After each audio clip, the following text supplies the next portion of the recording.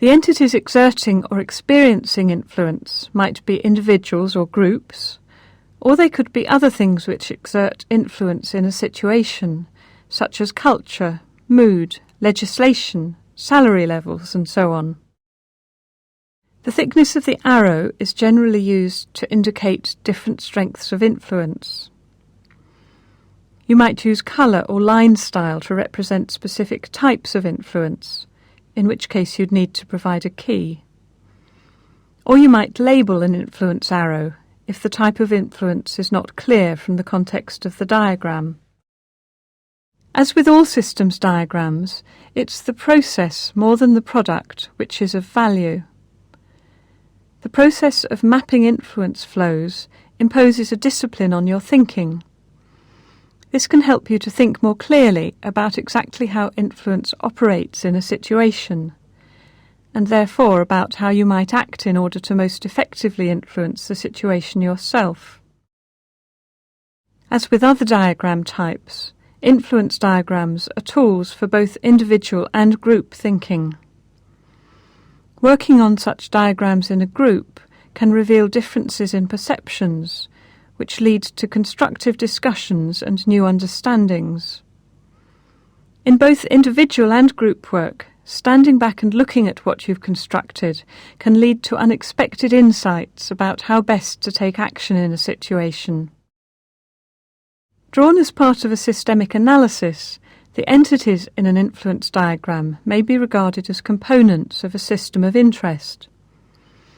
So at some point, either before drawing the influence diagram, or perhaps as you begin to refine it, you'll probably find it helpful to use a systems map to define a structure, purpose, and boundary to your system of interest.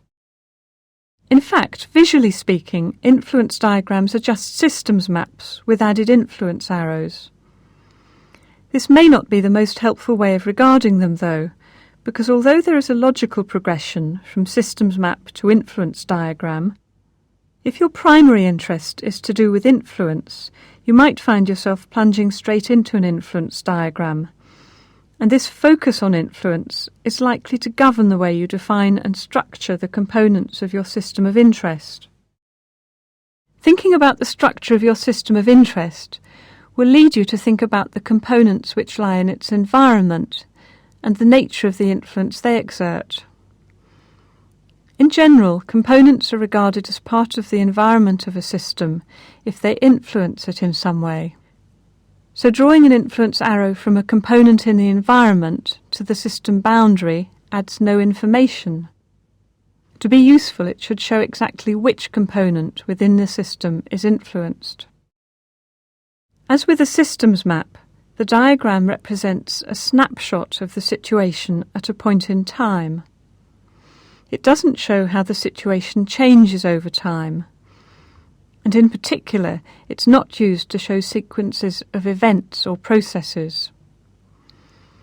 The components are regarded as part of the structure of the situation because they change only slowly relative to the time span of the influences you're interested in. If you can lay out the diagram to show how the primary influences flow through your system of interest, you can begin to analyse how influence operates in the situation. For example, you might see a chain of strong influences with just one weak link. Or you might notice a missing link in what would otherwise be a powerful flow of influences. Or you might notice the significance of an otherwise overlooked relationship. 3 common mistakes in influence diagrams are using double-headed influence arrows, confusing flows of influence with sequences of events, and confusing flows of influence with flows of materials. Double-headed influence arrows are used to represent reciprocal influences of the same strength and type. Unless the two entities influence each other in exactly the same way, you should use 2 separate arrows, one headed each way. Sequences of events and procedures, or flows of materials, don't belong in an influence diagram. In a finished diagram, they're a sign of muddled thinking.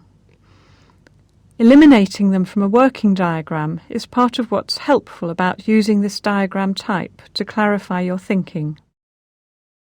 A final important distinction is between influence and causality. The next section covers multiple cause diagrams, and it's essential to distinguish these from influence diagrams. Visually, the diagrams are similar and are generally distinguished by drawing blobs around the nodes of influence diagrams, but not around those of multiple cause diagrams. In some cases, a systems practitioner will draw an influence diagram before going on to work on a multiple cause diagram. However, some systems teachers have observed that this is an unhelpful connection to make in the mind of a new practitioner. There is an intuitive connection between the two. I want to influence someone because I want to cause something to happen. But the two are very different. They don't map onto each other. Influences are part of the structure of a situation. They exist at a point in time between entities, things. They may possibly lead to change, but they don't represent that change. Cause and effect belong to process. They operate over time and represent the mechanisms by which change takes place. The nodes in a multiple cause diagram represent states and events rather than things. Having said that, it can on occasion be difficult to distinguish between the two. For example, mood, which I mentioned earlier, could be regarded as an entity which influences a situation, or as a state which is caused and which has effects. It might appear in either diagram type. Ultimately, what distinguishes your choice of diagram type is the type of situation and your interest in it. If you're interested in the direction of political influence, use an influence diagram. If you're interested in the mechanism by which change occurs, use a multiple cause diagram.